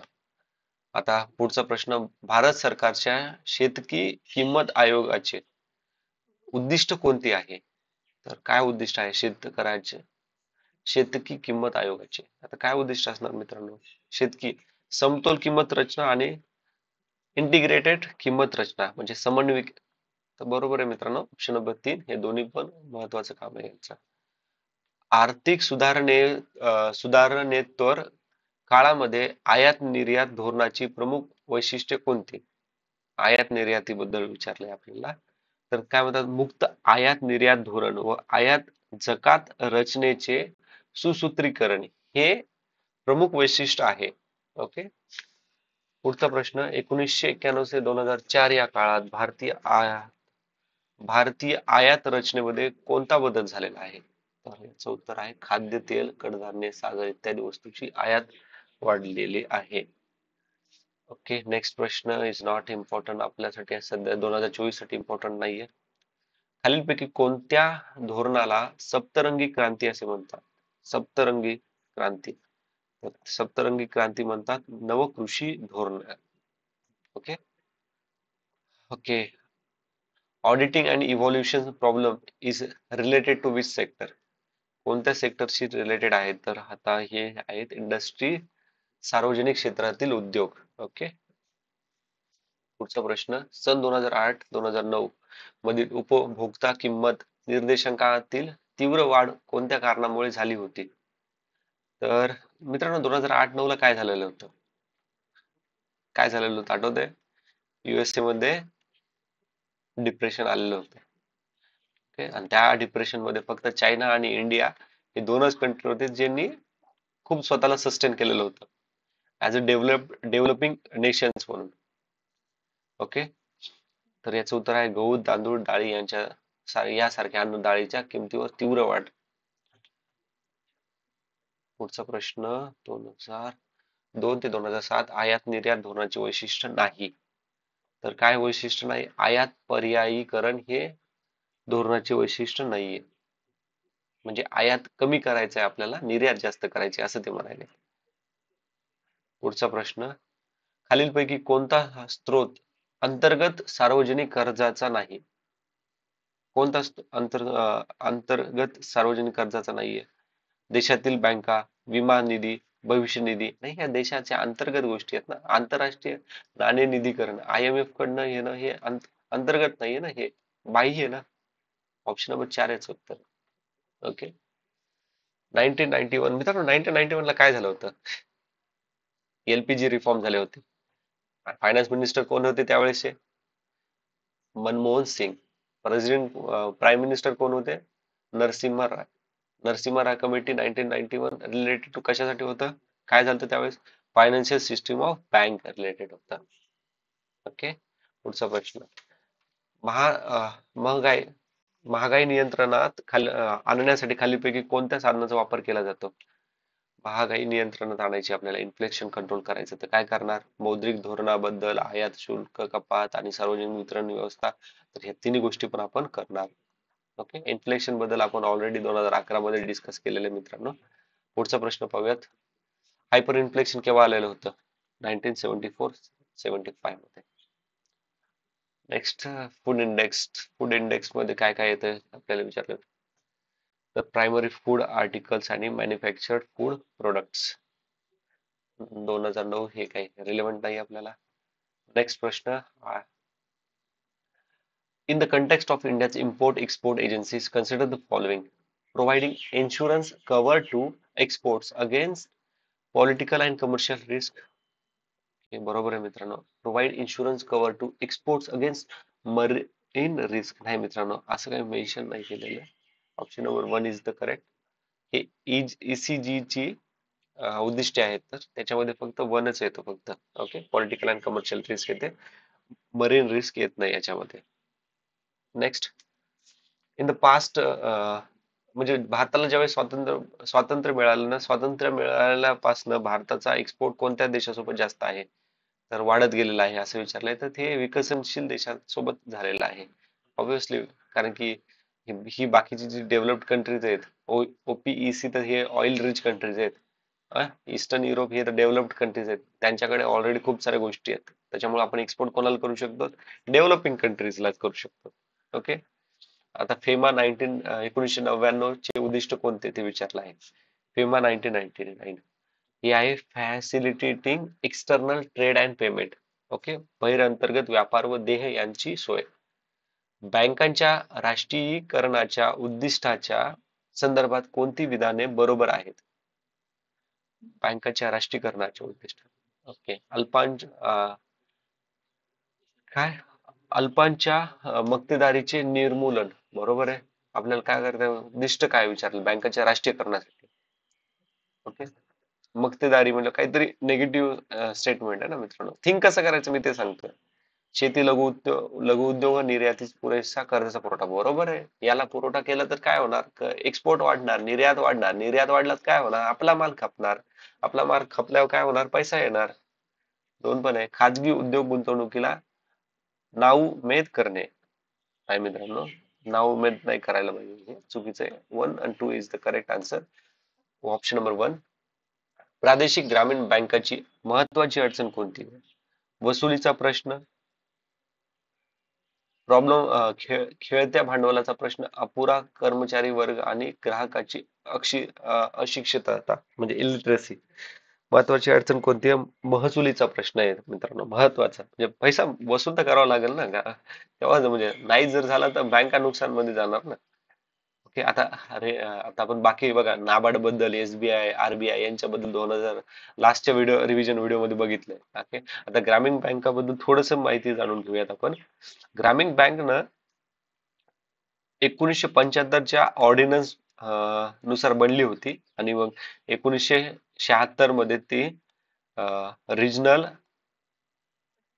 Regional or rural bank act regional rural bank act 1976 नुसार तो पारित झालेला होता. तर याच्यात पार्टनरशिप कशी असते, सेंटर स्टेट आणि स्पॉन्सर्ड बँकची. सेंटर असते 50, स्टेट असतं 15 आणि स्पॉन्सर बँक असते 35. सॉरी मित्रांनो. आता रे प्रादेशिक ग्रामीण बँक यालाच अजून काय म्हणतात, तर याला म्हणतात प्रथमा बँक. आणि पहिली अशी बँक कुठं चालू झाली होती, ज्यावेळेस ऑर्डिनन्स पास झाला ना, त्या ऑर्डिनन्स थ्रू एक बँक बनवलेली होती, ती 1975 मध्ये युपी मधील मोरादाबाद मध्ये. ओके, विचारलं जाऊ शकतं. रिझर्व्ह बँकेसंदर्भात खालील खालील प्रवर्गाची विचार करा. रिझर्व्ह बँकेसंदर्भात खालील प्रवर्गाचा विचार करा म्हणतायत ते. ओके, तर कोणकोणत्या आपल्याला विचार करायचा प्रवर्गाचा, तर याच्यामध्ये येतं कृषी क्षेत्र, स्मॉल म्हणजे लघु उद्योग आणि शैक्षणिक कर्ज. हे 3 येतात आपले प्रायमरी सेक्टर लेंडिंग मध्ये. Okay, primary sector lending option number 4 याचं उत्तर आहे. बँकाच्या शाखा विस्तारासाठी जिल्ह्याचे विविध व्यावसायिक बँकांमध्ये भाग वाटप करण्याच्या उपक्रमास काय म्हणतात? तर ऍक्च्युली मित्रांनो, याला लीड बँक स्कीम असं म्हणतात, पण हे 2024 साठी आपल्याला काही एवढं रिलेव्हंट नाहीये. आता हे किसान क्रेडिट कार्ड वाले ते त्यावेळेस आपल्याला आता नाही महत्वाचं. याचं जरी answer short term loan to farmer आहे. ओके. खालीलपैकी कोणती सरकारी लेखापरीक्षणाची उद्दिष्टे आहेत? तर मित्रांनो, ही वरील सर्व हे चारी पण उद्दिष्ट आहे. पुढचा प्रश्न पाहूयात. 11व्या पंचवार्षिक बद्दल विचारलेला आहे आपल्याला, सुसंगत आहे. तर 11व्या पंचवार्षिक मध्ये आपण शिक्षण आणि आरोग्य क्षेत्रात मोठ्या प्रमाणात गुंतवणूक केलेली आहे. भारतीय चलन म्हणजे हे आपल्याला इन्फ्लेक्शन बद्दल बोलतात. चलन फुगवट्याच्या संदर्भात खालील घटनांचा विचार करा. तर आहे वाढत्या प्रबंधित किंमत आणि इन्क्रीज अप्रत्यक्ष करारामध्ये वाढ. ऑप्शन नंबर 3 याचं उत्तर आहे. Okay, next. मित्रांनो, याच्यात हे कसं स्टेट फॉरवर्ड आहे, त्याच्यामुळे याच्यात काही ऍडिशनल इन्फॉर्मेशन नाहीये. ओके, हे पुढचा प्रश्न. 6% पेक्षा कमी उतार असणाऱ्या जमिनीकरिता कोणत्या प्रकारचे बांध अधिक योग्य असतात? तर याला म्हणतात समतल बांध. ओके, हे काय कशासाठी असतात, तर सॉइल इरोजन थांबवण्यासाठी आपण याचा वापर करतो. म्हणजे हे सगळे हे ग्रँडेड बांध किंवा बंदिस्त बांध, जैविक बांध, हे सर्व सॉइल इरोजन स्टॉप करण्यासाठीच वापरतात. ओके, तर हे पुढचा प्रश्न. ज्वारीचा कोणता वाण लाग्यासाठी शिफारसीत आहे? तर फुले पंचमी आहे. ओके, वन लाईनर आहे. पुढचा प्रश्न. एकूण पिकाखालील वार्षिक क्षेत्र व एकूण लागवडीकरिता उपलब्ध असलेले क्षेत्र यांचे गुणोत्तर जे टक्केवारीमध्ये प्रगट केले जाते त्यास काय संबोधतात? तर त्याला मल्टिपल क्रॉपिंग इंडेक्स, बहुपीक तीव्रता असं म्हणतात, असं म्हणून संबोधल्या जातात. पुढचा प्रश्न. Out of the total geographical area of India how much land comes under different kind of land degradation? तर 158 दशलक्ष हेक्टर हे येतं. मित्रांनो, 2023 मध्ये ना युपीएससी मध्ये एक प्रश्न विचारला होता, ह्याच क्वेश्चनचा तो बेस आहे बघा. त्याच्यामध्ये विचारलं होतं की चायना आणि इंडियामध्ये किती लँड कल्टिवेशन साठी आहे आणि कोणत्या देशात कल्टिवेशन जास्त होतं असा प्रश्न विचारलेला होता मित्रांनो. तर तो प्रश्नाचा जी थीम आहे ना, तर मला असं वाटतं ह्या प्रश्नावरूनच उचललेली असेल. Sprinkle irrigation is not suitable for soil with inflation rate. त्याचं काय स्प्रिंकल इन्फ्लेशन आपल्याला काय म्हणतात ते, जमिनीचा पाणी झिरपण्याचा वेग किती असल्यास अशा जमिनी तुषार सिंचनात इन्फिल्ट्रेशन असं म्हणतात मित्रांनो. तुषार सिंचन पद्धतीस अयोग्य समजण्यात येतात, अयोग्य समजल्या येतात. तर हे आहे लेस दॅन 4. ओके, टफ म्हणजे डिफरंट क्वेश्चन आहे, मे बी विचारला जाऊ शकतो पण शक्यता कमी आहे मित्रांनो. आपल्याला असे आता असे प्रश्न विचारत नाही आयोग 2024 साठी, तर इम्पॉर्टंट रिलेव्हंट एवढा नाही आहे. Okay, which post emergency herbicide आपल्याला विचारलंय, तर use for controlling parasite cuscuta weed in the lucerne crop. तर ह्याचं नाव आहे प्रोनॅमाइड. विचारला जाऊ शकतो मित्रांनो, बायोलॉजीचे प्रश्न असे विचारतात इव्हन 2024 साठी पण महत्वाचा आहे हा. ओके, नेक्स्ट प्रश्न काय आहे? नेक्स्ट प्रश्न आपल्याला विचारलाय, एकक क्षेत्र जमिनीवर पीक वाढीच्या कालावधीस पर्णक्षेत्र निर्माण करण्याच्या क्षमतेला काय म्हणतात? तर काय म्हणतात याला मित्रांनो, पर्णक्षेत्र कालावधी म्हणतात. काय सोपं आहे.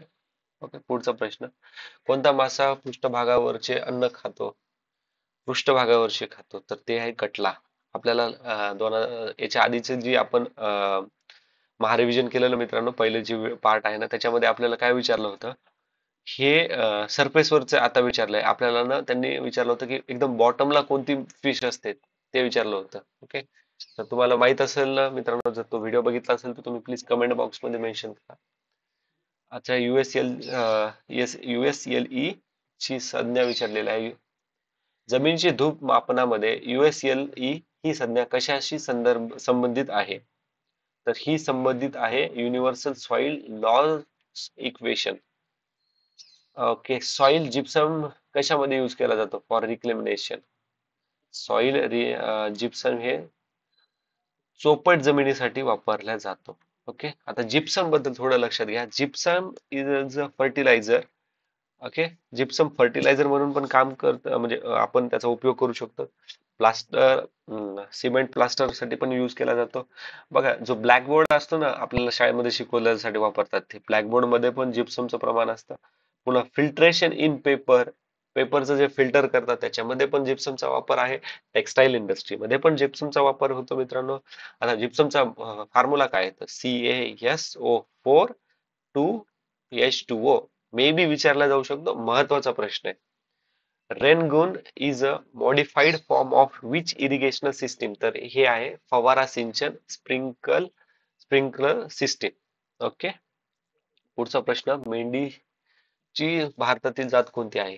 तर कोणती जात आहे मित्रांनो मेंढीमध्ये? भारतातील जात आहे आता याच्यावर काय लक्षात येणार आहे, काश्मीर भारतात आहे ना, काश्मीरी मेरिनो. ओके, समजलं का? पश्मिना शॉल्स ऐकलं असेल, फार फेमस आहेत. ओके मित्रांनो, आता पश्मिना शॉल्स वरती ना बॅन लावण्यात आलेला आहे, कारण की पश्मिना ज्या गोट्स आहेत ना, तर त्यांना खूप त्यांना मारलं जातं खूप पश्मिना शॉल साठी, आणि खूप महाग विकलं जातं पश्मिना शॉल. आता पुन्हा आहे बघा, अंगोला. अंगोला हे ब्रीड कुठे आहे? गोटची ब्रीड आहे टर्कीमध्ये. ओके, उस्मानाबादी ही जात कोणत्या जनावरांची आहे? तर ही जात आहे गोटची, बकरीची. पुढचा प्रश्न, बरबैट्याचे पीक कशासाठी वापरले जाते? भाजीपाल्यासाठी, हिरवळीचे पीक खतासाठी आणि वैरणासाठी वापरले जाते. वरीलपैकी सर्व याचं उत्तर आहे. कोणत्या मासा मत्स्य म्हणजे फिशरीसाठी वापरला जातो? ओके, फिश फार्मिंग साठी कोणता मासा वापरला जातो? डॉल्फिन नाही वापरला जात मित्रांनो, ना ना सिल्वर फिश, ना गोल्ड फिश, हे रोहू वापरला जातो. महत्वाचा आहे. आता पुढचा प्रश्न, दुसरी हरित क्रांती विचारले मित्रांनो. तर दुसरी हरित क्रांती 1970 ते 80 दशकामध्ये ईस्ट भारताच्या पूर्व भागात चालू झालेली होती. ओके, आता पहिली महत्वाची येते आपल्याला, पहिली जी थर्ड 5 इयर प्लॅन मध्ये सुरू करण्यात आली होती 1965 ते 1968 मध्ये. त्याच्यामध्ये HYV, हाय इल्ड व्हरायटीज, पुन्हा इरिगेशन. ओके, यांचा वापर करण्यात आला होता आणि फर्स्ट हरित क्रांतीमध्ये सर्वात जास्त बेनिफिट झाला नॉर्थ इंडियामधील पंजाबमध्ये. ओके, गव्हाचं प्रमाण वाढलं होतं, तांदळाचं प्रमाण वाढलं होतं. आता मला सांगा, हरित क्रांती इंट्रोड्यूस केली केली होती? तर जगामध्ये हरित क्रांतीचे फादर आहेत नॉर्मन बोरले. त्यांना नोबेल प्राइज मिळाला 1970 मध्ये. आणि आता भारताचे आले एम.एस. स्वामीनाथन, भारताचे ग्रीन रिव्होल्यूशनचे जनक. आता मित्रांनो, एम.एस. स्वामीनाथन फार महत्वाचे आहे, कारण की 2024 मध्ये त्यांना काय मिळालं आहे? भारतरत्न. 2024 मध्ये किती लोकांना भारतरत्न मिळालेलं आहे? 5 लोकांना. ओके मित्रांनो, याच्या आधी आपण डिस्कस केलेला आहे. जर तुम्हाला लक्षात असेल आणि इंटरेस्टेड असेल तर प्लीज कमेंट बॉक्स मध्ये त्या बाकी 4 मेंबरचं नाव मेन्शन करा. पुढील प्रश्न, absorption of nutrient from lowly concentrated soil solution compared to plant sap is called as, काय म्हणतात त्याला? ऍक्टिव्ह ऍब्झॉर्प्शन म्हणतात. Okay, absorption of nutrient from lowly concentrated soil solution compared to plant sap is called as active absorption. Okay, आता passive observation काय असतं? Process awkward when substances move from one matrix to another without losing its energy. Without losing its energy महत्वाचे. Okay, आता positive absorption काय असतं? More space has leased than vacate. Okay, जास्त space काय केलाय त्यांनी? लीजवर दिलाय, किरायांना दिलाय, रिकामा ठेवण्यापेक्षा. ओके, सोप्या भाषेत सांगतो मी, हे सॉइलच्या रिलेटेड आहे, पण लक्षात ठेवण्यासाठी तुम्ही आपण कसं जागा आपण हे करतो ना. आणि आता निगेटिव्ह ऍब्झॉर्प्शन मध्ये काय? More commercial space vacant than lease. Okay, म्हणजे पॉझिटिव्ह ऍब्झॉर्प्शनच्या अपोजिट मध्ये निगेटिव्ह ऍब्झॉर्प्शन येतं. ओके, थोडा टफ कन्सेप्ट आहे, विचारलं जाऊ शकतं. A device to measure the percolation, leaching and retention of soil moisture under controlled condition is called as, काय म्हणतात याला मित्रांनो? तर याला म्हणतात लायसीमीटर. ओके, आता याच्यामध्ये सायक्रोमीटर कशासाठी वापरलं जातं? तर मेजर रिलेटिव्ह ह्युमिडिटी.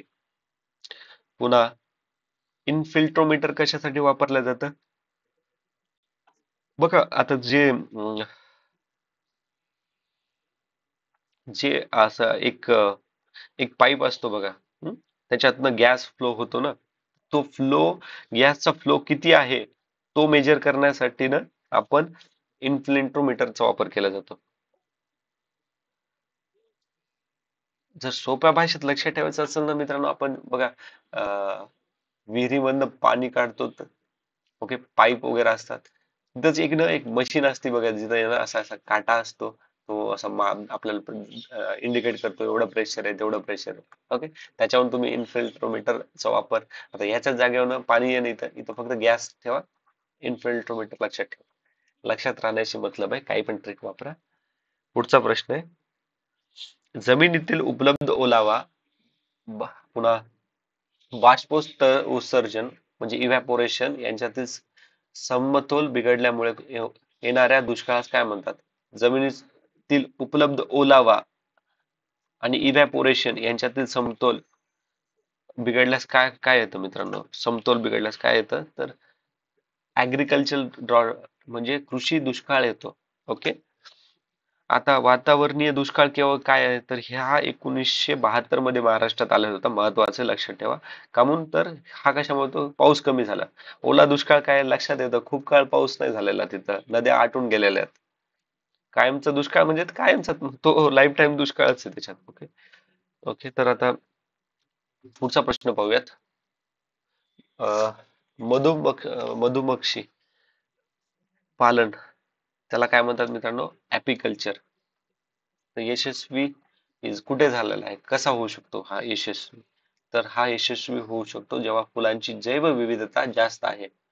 ओके, पुढचा प्रश्न, भारताच्या केंद्र सरकारने अन्न सुरक्षा अभियानाची सुरुवात कशासाठी केली आहे? आता कशासाठी करतात अन्न सुरक्षा? अन्नधान्य वाढवण्यासाठी करतात ना, अन्न महत्वाचं आहे ना. कोविड मध्ये सर्वांनाच माहिती आहे आपल्याला काय हाल झालेले. सर्वसाधारणपणे पिकाची आधारभूत किंमत कशी असते? कशी असते सर्वसाधारण? बाजारभावापेक्षा कमी असते. एमएसपी 2024 मध्ये किती पिकावरती एमएसपी आहे? 22 पिकावरती एमएसपी आहे. एमएसपी कोण डिसाईड करतं? गव्हर्नमेंट ऑफ इंडिया डिसाईड करतं. पण कोणाच्या सजेशन वर करतं? Commission for agricultural cost prices CACP यांच्या सजेशन वरून जिओ गव्हर्नमेंट ऑफ इंडिया एमएसपी ची प्राइस डिसाईड करते 22 पिकावरती. ओके. वातावरणातील कोणता थर हा दाट असून तो एकूण वातावरणाच्या 85% इतका व्यापलेला आहे? तर याचं उत्तर आहे ट्रोपोस्फियर. ओके. ट्रोपोस्फियर अर्थच्या नंतर पहिला हे अर्थ, ट्रोपोस्फियर, त्याच्यानंतर स्ट्रॅटोस्फियर, त्याच्यानंतर मिझोस्फियर, त्याच्यानंतर थर्मोस्फियर, त्याच्यानंतर एक्झोस्फियर, 5व्या नंबरला 6व्या नंबरला आयनोस्फियर अशा क्रमांकाचे लेयर आहेत ऍटमॉस्फिअरचे. पुढचा प्रश्न, in which animal is the pox diseases found? Pox disease कशामध्ये होतो? तर हा डिसीज होतो बफेलो, शेळी आणि मेंढी सर्वांमध्ये होतं. Which of the following soil fix more phosphate? कोणतं सॉइल मोर फॉस्फेट फिक्स करतात? तर ते आहे ऍसिडिक. पुढचा प्रश्न, what is the scientific name of the breed bread wheat? अरे गावाचं शास्त्रीय नाव काय विचारलंय त्यांनी आपल्याला. काय नाव आहे याचं शास्त्रीय नाव? तर काय असणार आहे मित्रांनो? Triticum aestivum. Okay. Triticum aestivum, sorry for pronounce. जमिनीमध्ये पाणी कोणत्या ऊर्जेद्वारे शोषण करून साठविले जाते? जमिनीमध्ये कोणत्या ऊर्जेद्वारे शोषण करून पाणी साचवले जाते? कशाहून साचवले जाते? तर कॅपिलरी पोटेन्शियल मित्रांनो. याच्यावरती ना आपल्याला एक प्रश्न आहे बरं का पुढे, इंटरेस्टिंग प्रश्न आहे 2014 मध्ये, की कॅपिलरी जर नसेल तर काय काय म्हणजे कॅपिलरीचा उपयोग कशासाठी आहे? इंटरेस्टिंग प्रश्न आहे मित्रांनो, त्यावेळेस आपण यावर डिस्कस करूयात. ओके. आता आता बाकीचे 2-3 पॉईंट लक्षात घेऊयात. आता ऑस्मोटिक पोटेन्शियल काय असतं? Move from hypotonic to hypertonic solution. Pressure potential काय असतं? तर water pressure related based on mechanical pressure. Okay. एवढं लक्षात ठेवा, प्रेशर वॉटर प्रेशर रिलेटेड आहे प्रेशर पोटेन्शियल म्हणजे. अच्छा, अजून काय? बाकी तर आपण डिस्कस झालंय. पुढचं बघूयात. कोणत्या सेंद्रिय खतात नत्राचे प्रमाण जास्त असते? कशामध्ये जास्त असतं? तर नीमकेक, निंबोळीचे ढेप याच्यामध्ये जास्त असतात. पुढचा प्रश्न, टमाट्याला लाल कलर कशामुळे येतो? तर तो येतो लायकोपेनमुळे येतो. लाख शेती लाख शेती सुरू करण्यासाठी कोणती झाडं लागतात? तर त्याच्यासाठी पळस आणि बोराची झाडे दोन्ही लागतात. 3 बरोबर. पुढचा काय प्रश्न आहे आपल्याला रिलेव्हंट नाही सध्या. Of the following organ of the human body is affected by hepatitis B? Hepatitis B मुळे काय हे होतं मित्रांनो? तर लिव्हर इम्पॅक्ट होतं. हेपेटाइट बी वरती वॅक्सिन अवेलेबल आहे. आपण लास्टच्या रिव्हिजन मध्ये बघितलंय याच्याबद्दल. ब्रह्मोस बद्दल विचारलंय. ब्रह्मोस कुठून लॉन्च होतं? मित्रांनो, ब्रह्मोस हे ब्रह्मपुत्र आणि मॉस्को, रशिया आणि इंडिया यांनी मिळून बनवलेली आहे. तर ही ओडिसापासून लॉन्च होते. तर ही सरफेस टू सरफेस मिसाईल आहे. आता ओडिसामध्ये कुठून लॉन्च होते? व्हीलर आयलँड, यालाच काय म्हणतात?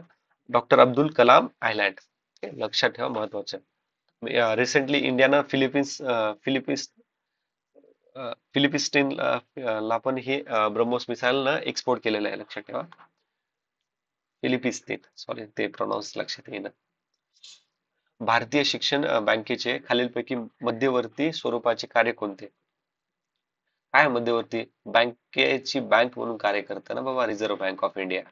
मित्रांनो, फार महत्वाचा प्रश्न, युपीएससी मध्ये हा प्रश्न विचारला होता की which of the following function of reserve bank? Reserve बँकचे फंक्शन कोणते नव्हते हे विचारलं होतं बघा 2023 मध्ये. ओके. तर आता लक्षात ठेवा याच्यामध्ये आरबीआयचे काय काय फंक्शन असतात. आरबीआय काय करतं? आरबीआय करतं करन्सी मॅनेज करतं, पुन्हा इश्युअन्स ऑफ बँक नोट, पुन्हा करन्सी मॅनेज झालं, पुन्हा monetary policy, financial system development, त्यानंतर प्रमोशनल फंक्शन्स. काय करणार प्रमोशनल फंक्शन कसे? सपोर्टिंग नॅशनल ऑब्जेक्ट, म्हणजे देश हितासाठी ज्या ज्या गोष्टी महत्वाच्या आहेत ना त्या गोष्टी पाहण्याचं काम कोण करतं? आरबीआय करते. त्यालाच काय म्हणतात? प्रमोशनल फंक्शन म्हणतात. आणि यालाच बँकर्स ऑफ बँक असं पण म्हणतात. हा, बँकर्स टू द बँक असं म्हणतात, बँकर्स ऑफ बँक. ओके. पुढचा प्रश्न, प्राईम मिनिस्टर 2000, हा काही रिलेव्हंट नाही आपल्याला. नेक्स्ट पण काही एवढं रिलेव्हंट नाही. 2011-12, आता मित्रांनो 2011-12चं काही रिलेव्हंट नाही, पण आता आपल्याला रिलेव्हंट आहे 2024च्या एक्झामच्या दृष्टीनं. तर लक्षात ठेवा काय विचारलेलं, कापूस. तर भारतामध्ये किती कापूस आहे? भारत सेकंड नंबरचा सर्वात जास्त कापूस उत्पादन करणारा देश आहे. जगाच्या जवळपास 23.83 म्हणजे 24% भारतामध्ये उत्पादन होतं. 32.5 मिलियन बेल्स एवढं उत्पादन होतं. महाराष्ट्रामध्ये सेकंड नंबरला जास्त उत्पादन होतं कॉटनचं. किती? तर 82.4 लाख बेल्स. गुजरातमध्ये टॉप आहे, तेलंगणा 3 नंबरला आहे. आता कॉटन म्हणलं की आपल्याला काय लक्षात यायला पाहिजे? सगळ्यात पहिले रेगूर सॉइल. रेगूर सॉइल म्हणलं की डेक्कन. डेक्कन म्हणलं की काय? बेसॉल्ट. बेसॉल्ट म्हणलं की काय? व्हॉल्कॅनो इरप्शन झालेलं होतं. ह्या पॉईंट आपल्याला लक्षात आलेले पाहिजेत मित्रांनो. आता पुढचा प्रश्न मित्रांनो काही आपल्याला आतासाठी इम्पॉर्टंट नाहीये. पुढचा प्रश्न बघूयात आता. 2011 मध्ये काय तर संयुक्त राष्ट्राची महासभा काय? आपल्याला काही रिलेव्हंट नाही आहे. आता 2011चा फोटोग्राफी आपल्याला त्यावेळेस तर नाही माहिती, म्हणजे काय महत्वाचा नाही, पण 2023चा फार महत्वाचा आहे. तो आहे इडगार्ड मार्टिन्स. महत्वाचा मित्रांनो, फार महत्वाचा आहे, विचारलं जाऊ शकतं करंट अफेअर मध्ये. आणि 2024 मध्ये कोणाला भेटलं होतं? मोहम्मद सालेमला. ओके. नेक्स्ट प्रश्न, आशिया खंडातील सर्वात रिचेस्ट मित्रांनो त्यावेळेस पण ही सावित्री जिंदलच होत्या आणि आता पण त्याच आहेत. पुढचा प्रश्न नाही रिलेव्हंट. त्याचा पुढचा प्रश्न काय आहे? देशातील विविध बँकांनी आरबीआय कडून उसनवारी घेतलेल्या रकमेला आरबीआय चे व्याज आकारलेले त्याला काय म्हणतात? अरे याला काय म्हणतात मित्रांनो? तर याला म्हणतात रेपो रेट. आणि जर बँकेने आरबीआयने बँकेकडून जर घेतला असेल हे इंटरेस्ट तर त्याला रिव्हर्स रेपो रेट म्हणतात. 134 नाही रिलेव्हंट. पुढचा प्रश्न 2024 साठी नाही रिलेव्हंट. आपल्याला आता विचारलं येतं which is the India's longest range missile, तर ती आहे अग्नी 5. 2024 मध्ये आपल्याला आलेली आहे अग्नी 6, जिची रेंज आहे 1600 किलोमीटर. ओके. आणि अग्नी 4 ची लक्षात ठेवा 16,000 आहे मित्रांनो, ही 16,000 आहे. 16,000. आणि अग्नी 5 ची किती आहे? 5,000 ते 8,000. आता Shaurya missile short range missile आहे, बॅलिस्टिक मिसाईल आहे, डीआरडीओ ने बनवलेली आहे. शॉर्ट रेंज 700 ते 800 kilometre range. Okay. Nirbhaya is the long range subsonic cruise missile, DRDO ने बनवलेले आहे. पुढचा प्रश्न, जवाहरलाल नेहरू अवॉर्ड कोणाला मिळालेला नाही? तर तो बराक ओबामाला मिळाला नाहीये. आता जवाहरलाल नेहरू अवॉर्ड केव्हा चालू केला होता? 1965 मध्ये. आणि याचं ऍडमिनिस्ट्रेशन कोण करतं? की Indian council for cultural related relations. Okay. Indian council for cultural relations हे ऍडमिनिस्ट्रेशन करतं, काम बघतं. आता महत्वाचं आहे 2023 मध्ये कोणाला मिळाला? तर तो मिळाला होता डॉक्टर मालविका महेश्वरी.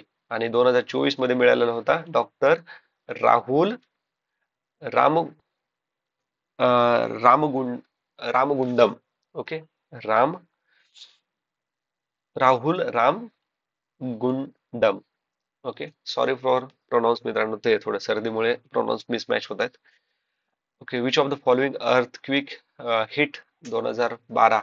ओके. इंडोनेशियाला एक अर्थक्विकने हिट केला होता, पण महत्वाचं काय आहे आपल्याला? Did not trigger tsunami. Tsunami नाही आला. कशामुळे? The sea floor move horizontally instead of vertically. म्हणजे याच्यावरून काय लक्षात येते?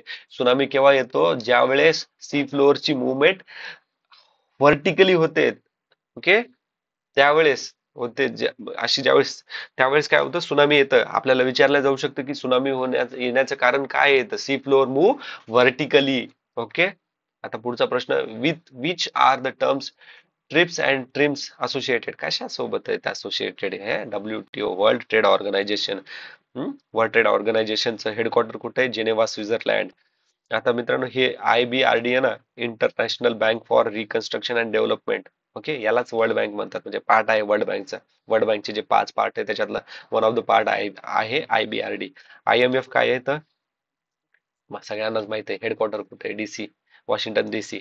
ADB महत्वाचे आहे आपल्यासाठी, एशियन डेव्हलपमेंट बँक. हेडक्वार्टर कुठे आहे तर फिलिपिन्स मध्ये. ओके, फिलिपिन्स मध्ये कुठे? मॅन, हे प्रोनाऊन्स खतरनाक आहे मित्रांनो, मॅन यॉंग मध्ये. Sorry for pronouns. ओके. पुढचा, आता हे प्रश्न आपल्याला काय महत्वाचे आहे, हे तर माहित नाही एवढं, पण डेमचॉक एरिया कुठे आहे हे महत्वाचं आहे. तर तो आहे जम्मू काश्मीर मध्ये. हेच लक्षात ठेवा मित्रांनो. ओके. बाकीचं हे आता तर हा प्रश्न नाही रिलेव्हंट, पण हा मुद्दा महत्वाचा आहे की डेमचॉक रिजन कुठे आहे, तर जम्मू काश्मीर मध्ये. असे प्रश्न ना जोड्या लावामध्ये जास्त विचारतात. तर पुढचा प्रश्न, स्पर्शगंगा काय आहे? तर स्पर्शगंगा म्हणजे मित्रांनो, उत्तर उत्तराखंडचे माजी मुख्यमंत्री रमेश पोखरियाल निशांक यांनी लिहिलेलं पुस्तक आहे. ओके, कमी चान्सेस आहेत पण ठीक आहे, लक्षात ठेवूयात. Okay, which of the following specialized agency was established in 1990 as an autonomous part of League of Nations that won Nobel Peace Prize 1969? तर ती होती इंटरनॅशनल लेबर ऑर्गनायझेशन. हेडक्वार्टर आहे Geneva. World health organisation headquarter Geneva. Okay, तेवढा. Okay मित्रांनो, एक concept लक्षात ठेवा, ही league of nation म्हणतायत ना, वर्ल्ड वॉर 2 वन झालं ना, त्याच्यानंतर लीग ऑफ नेशन आणलं होतं, पण ते फेल झालं, त्याच्यामुळे वर्ल्ड वॉर 2 झालं. वर्ल्ड वॉर 2 च्या नंतर लीग ऑफ नेशन यालाच युनायटेड नेशन मध्ये कन्वर्ट करण्यात आलंय, म्हणजे तेच पॅरेंट आहे. ओके, लक्षात ठेवा. ओके. आता प्रसिद्ध कवी रवींद्रनाथ टागोर यांनी वर्णन केलेलं आहे, इथे दगडाची भाषा माणसाच्या भाषेपेक्षा वरचढ आहे, त्याला युनेस्को वारसा मिळालेला आहे. तर ते कोण आहे? सूर्य मंदिर, कोणार्क. पुढचा प्रश्न, नारायण श्रीपाद राजहंस हे कोणत्या नावाने सुप्रसिद्ध आहेत? बालगंधर्व या नावाने सुप्रसिद्ध आहेत.